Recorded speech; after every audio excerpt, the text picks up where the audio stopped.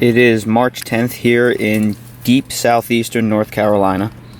It's about 70 degrees today, really a beautiful day, but the nights are still dipping down pretty cold. This upcoming week we have a bunch of nights in the 30s.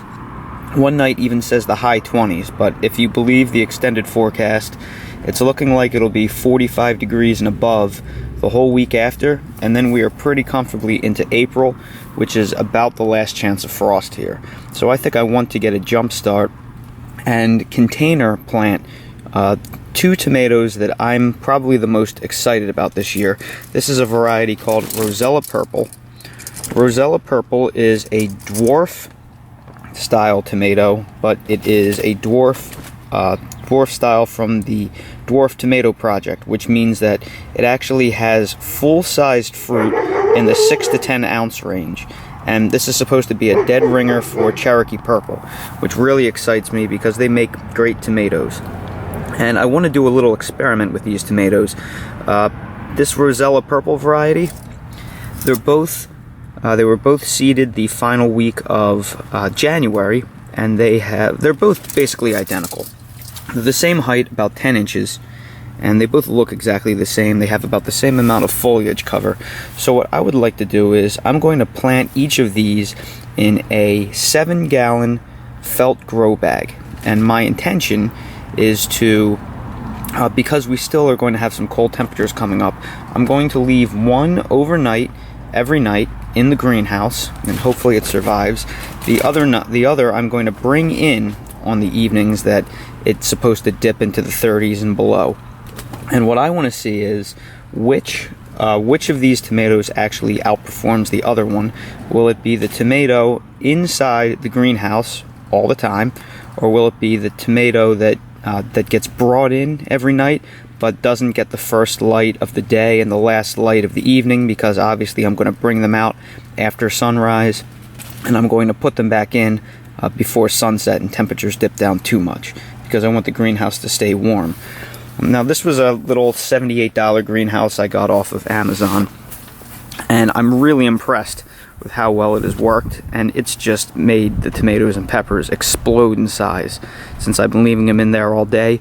And what I've done is I've taken this I think it's a 26-gallon roughneck container, and it's full of water, and that gives you passive heating. So it's been keeping I've been leaving this pepper in every single night, and I've had a couple of 28-degree nights, and it's just fine sitting on this water container. I haven't been leaving all these tomatoes in here on nights where it dips below 40s, just because I don't want to stress them.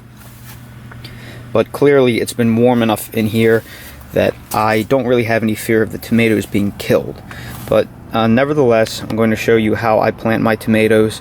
And since this is a dwarf variety that's only going to grow to be about 3.5 feet tall, it should fit comfortably in 7-gallon grow bags.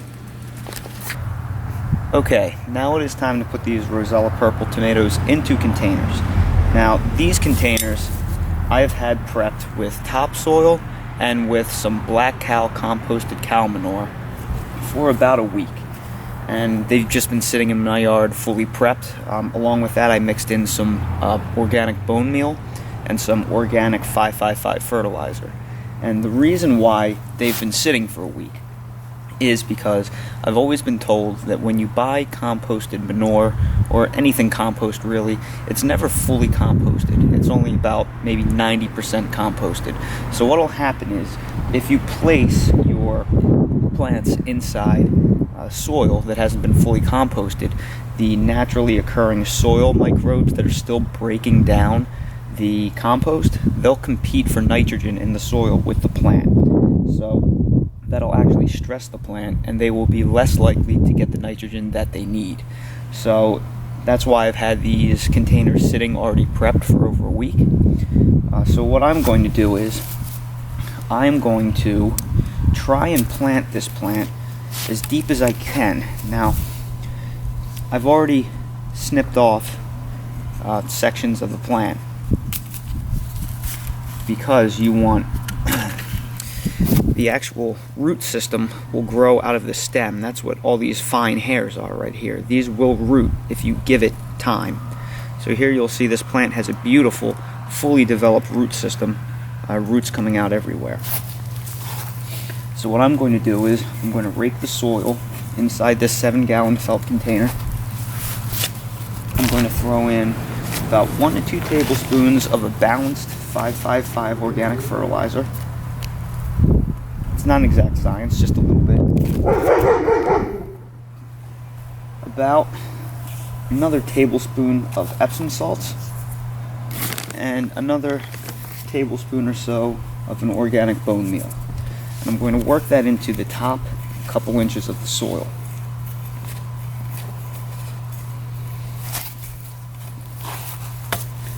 And then I'm simply going to dig a hole in the center of the pot. And I'm going to bury the plant up to about its first set of leaves.